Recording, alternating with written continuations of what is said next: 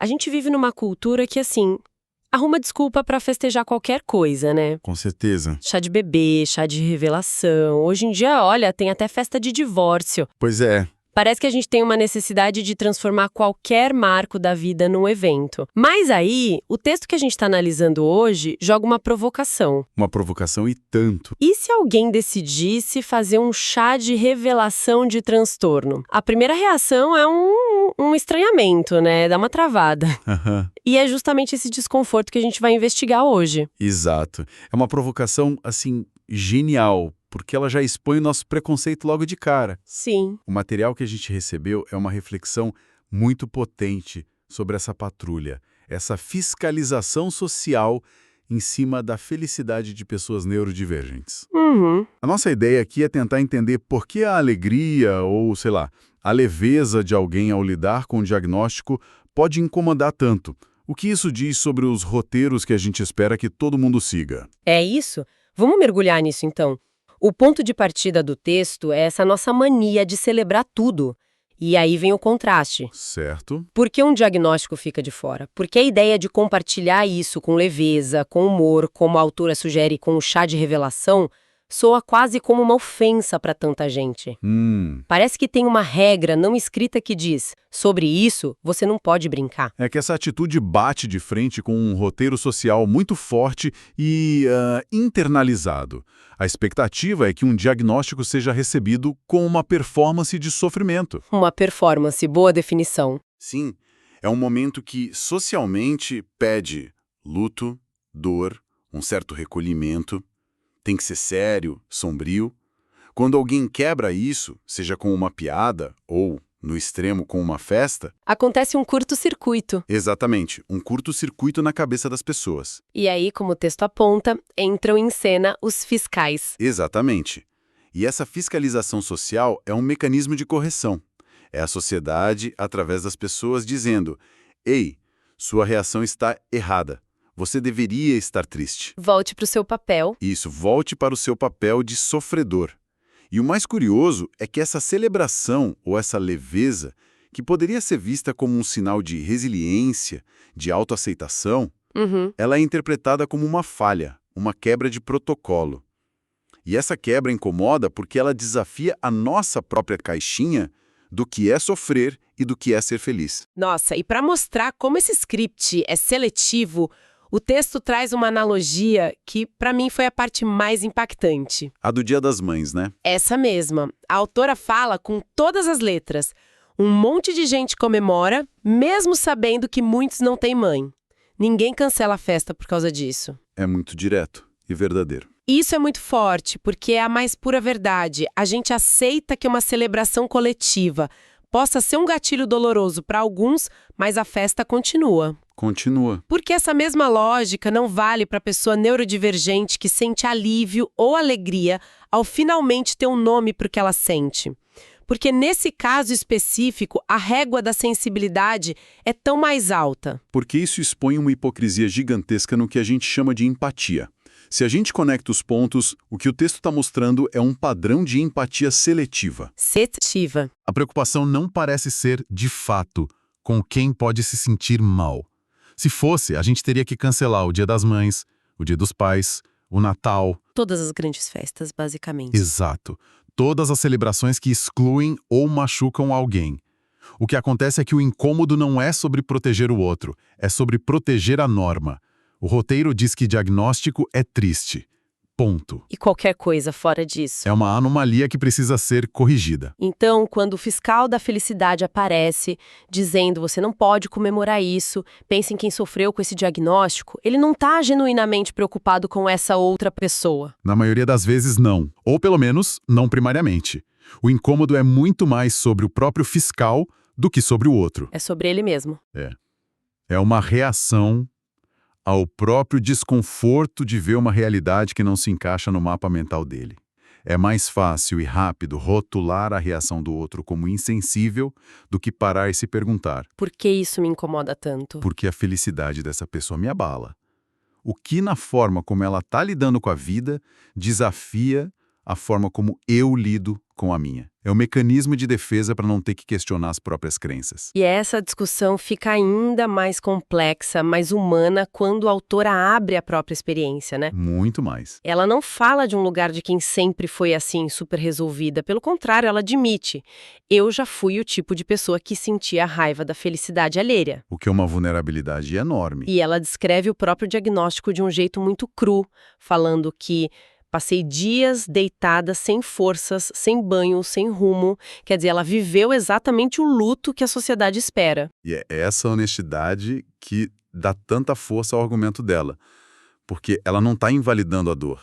Ela está dizendo... Eu sei como é. Exato. Eu estive nesse lugar de sofrimento profundo.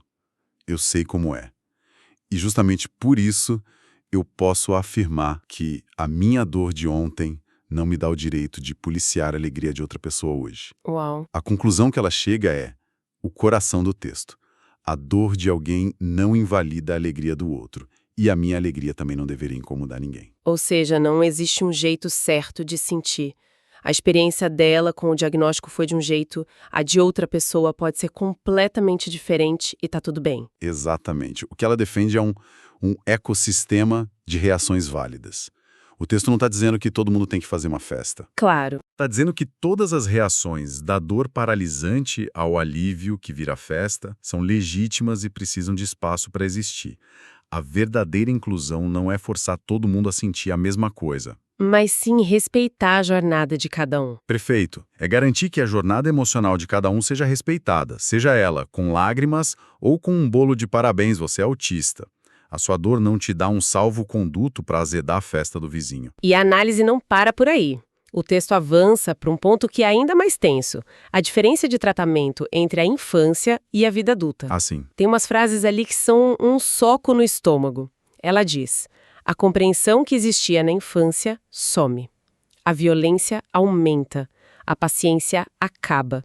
O adulto autista vira incômodo. É uma virada de chave brutal. Muito. Uma virada que tem tudo a ver com as expectativas de uma sociedade capitalista e produtivista. Na infância, a neurodivergência é vista no contexto do desenvolvimento. Certo, tem uma tolerância. Isso, existe uma certa margem de tolerância, uma paciência social com a criança que funciona de um jeito diferente. Mas quando essa criança vira adulta, a régua muda completamente. O adulto tem que performar, tem que se encaixar na máquina. Isso. A sociedade espera conformidade, produtividade, independência, tudo dentro de um modelo neurotípico muito estreito. A paciência acaba porque aquelas características que eram vistas como peculiares na criança... viram defeitos. Exato. Agora são interpretadas como falhas no adulto. A hipersensibilidade vira frescura, a necessidade de rotina vira teimosia ou inflexibilidade. Entendi. O incômodo que o texto descreve nasce exatamente dessa fricção. A forma autêntica de ser da pessoa versus as expectativas rígidas do mundo do trabalho e das relações sociais adultas. E a ironia que o texto aponta aqui é devastadora. Ela escreve: a pessoa pode entrar na jaula do leão, que tudo bem, mas um chá de revelação vira o fim do mundo. É bizarro quando a gente para pensar. Isso mostra o tamanho da nossa distorção de valores. Quer dizer que comportamentos de risco, muitas vezes nascidos do sofrimento de não se encaixar, são ignorados ou até romantizados, mas uma expressão pública de autoaceitação e alegria sobre a própria identidade é tratada como um problema moral, como algo ofensivo. É inacreditável. Essa ironia expõe o quão superficial é o nosso julgamento. O que realmente incomoda a sociedade não é se a pessoa está bem ou não. O que incomoda é a quebra da convenção pública. A jaula do leão pode ser um ato de desespero, mas muitas vezes acontece no privado. Não desafia a narrativa coletiva. Já o chá de revelação É um ato público. é um ato político. É a pessoa dizendo em voz alta: isso sou eu, essa é a minha identidade e eu não vou performar o sofrimento que vocês esperam de mim. Essa afirmação de autonomia é muito mais ameaçadora para o status quo. Ok, então a gente fiscaliza, a gente se incomoda, a gente julga a felicidade alheia. E daí? Qual é o custo real disso tudo? Porque o texto argumenta que essa discussão toda, no fim das contas, é uma distração gigantesca. e perigosa. Sim, e essa é a virada final e mais importante do texto. Enquanto a sociedade perde tempo e energia debatendo se um post de Instagram sobre TDAH é de bom tom, Ou se alguém pode fazer piada com o próprio autismo? exato.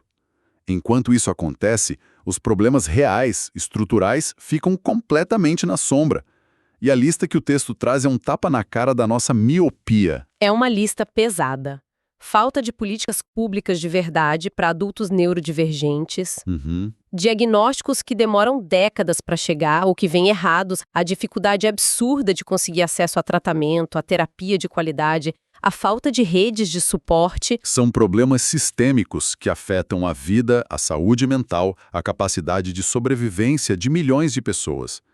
E em vez de canalizar nossa indignação para cobrar isso, para lutar por mudanças reais, O que a gente faz? a gente vai para a internet brigar sobre a forma como um indivíduo decide enquadrar a própria história. É como se a gente estivesse discutindo a cor da cortina enquanto a casa está pegando fogo. Perfeito. O Orcumentra é exatamente esse. Esse controle social, essa fiscalização da felicidade, não é inofensiva. Não é só uma opinião. Ela é prejudicial. Ela é ativamente prejudicial porque ela desvia o foco, a atenção e os recursos do que realmente importa. É uma forma muito eficiente de manter tudo como está, porque a gente fica apontando o dedo para o indivíduo em vez de questionar as falhas do sistema. A gente se preocupa mais com a etiqueta do que com a justiça. Exatamente. Então, para a gente amarrar tudo isso que a gente conversou, a análise desse texto nos levou por um caminho bem revelador. A gente começou com a estranheza de um chá de revelação de transtorno e viu como essa pequena provocação abre uma janela para a forma como a nossa sociedade policia as emoções, especialmente as que fogem do script. Sim. A gente viu a hipocrisia por trás da empatia seletiva e o mais grave, como essa fiscalização toda nos distrai das lutas que realmente poderiam mudar a vida das pessoas. É isso. A mensagem central é um grito pelo direito de cada um ser o soberano da sua própria jornada emocional, sem precisar pedir permissão ou se desculpar por sentir alívio onde esperavam ver apenas dor. E isso me faz pensar, pegando o gancho da última frase do texto. A autora encerra dizendo: se a felicidade alheia te incomoda, talvez o problema não esteja no outro. É um convite à autoanálise. Totalmente. E deixa uma pulga atrás da orelha, né? Com certeza. Deixa uma questão fundamental para a gente levar daqui. O que a nossa reação à felicidade do outro, principalmente uma felicidade que a gente não entende, que parece fora de hora ou inapropriada, revela sobre nós mesmos? Sobre as nossas próprias regras internas, nossos medos, nossa definição do que é uma vida boa. Será que o nosso incômodo ao ver alguém celebrar um diagnóstico não diz muito mais sobre o nosso medo de sair da norma? Sim. Sobre a fragilidade dos nossos próprios roteiros do que sobre a pessoa que estamos observando? Talvez a festa do outro só nos incomode porque ela nos lembra que a gente também poderia rasgar o script e dançar conforme a nossa própria música.